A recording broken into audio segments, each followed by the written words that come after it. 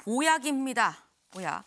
봄맞아 보약한 채라고 생각을 하시는 걸까요? 일단 다음 기사 보면서 좀 얘기를 해보겠습니다.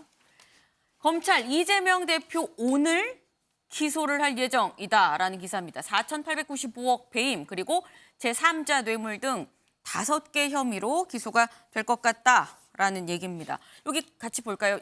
이번에 지금 기소되는 혐의 총 5개다라는 건데 일단 성남시 손해를 입힌 혐의 그리고 뭐 기밀을 누설해서 기밀을 갖고 민간 업자들한테 뭐 이득을 취하게 한 뭐 이런 혐의들 그리고 이 후원금을 성남 FC에 내도록 해서 사실상 제3자 뇌물을 받은 거 아니냐라는 혐의 등등이 지금 아마도 오늘 기소가 되면 공소장에 좀 적시가 될 것 같다라는 건데 근데 여기 같이 볼까요?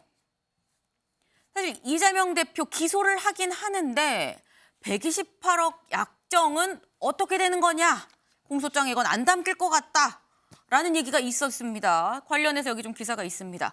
관련해선 이르면 다음 달에 그 혐의로 좀 추가 기소가 될 것 같다라는 얘기인 건데 검찰은 428억 뇌물 약속 혐의에 대해선 보강 수사를 거쳐서 이르면 다음 달 이 대표를 추가 기소할 방침이다라고 지금 되어 있습니다. 이상식 실장님. 네.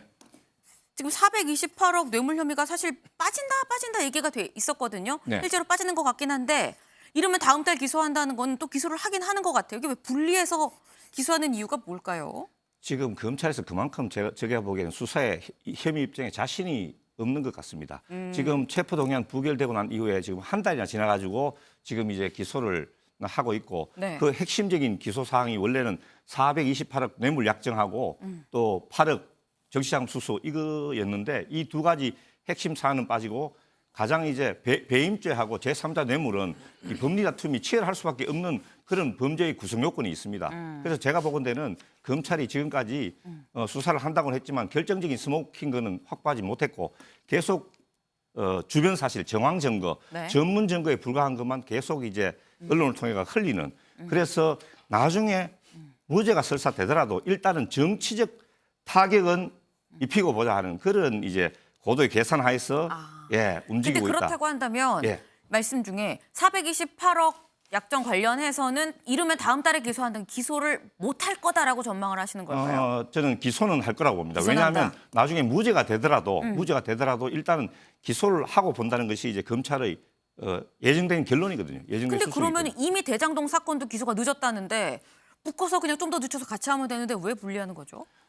개별적으로 기소를 해야지 이 영장 청구나 이런 수사가 결국 길게 거치지 장기화하려고. 않고 장기화 시킬 수 있거든요. 제가 보기에는 검찰이 노리는 노림수가 바로 그것이라고 생각합니다. 수사의 장기화로 네. 민주당과 이재명 대표에게 될 수 있는 한 큰 타격을 준다. 이게 목적인 것 같습니다. 지금 수사를 장기화하려고 분리해서 기소하는 거 아니냐라는 말씀을 주셨어요, 김병민 최고님. 제가 없는데 검찰이 무리한 수사를 하고 있다는 주장처럼 들립니다.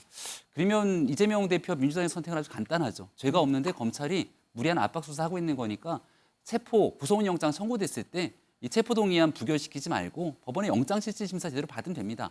그리고 무리하게 증거 없이 이 구속영장 청구한 거기 때문에 법원의 영장실질심사에서 기각시킬 거거든요. 하지만 민주당은 그러지 않았습니다. 여론이 매우 좋지 않음에도 불구하고.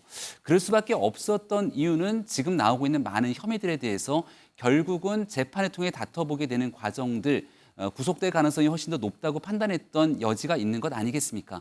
만약 검찰 입장에서는 구속영장 청구 그 이후로 영장심사를 받았으면 영장이 발부될 거라고 확신했던 것 같은데 지금 현재 상황에서 이재명 대표 제대로 소환 조사해서 조사할 수 있는 여건이 잘 갖춰지지 않는 것 아닙니까?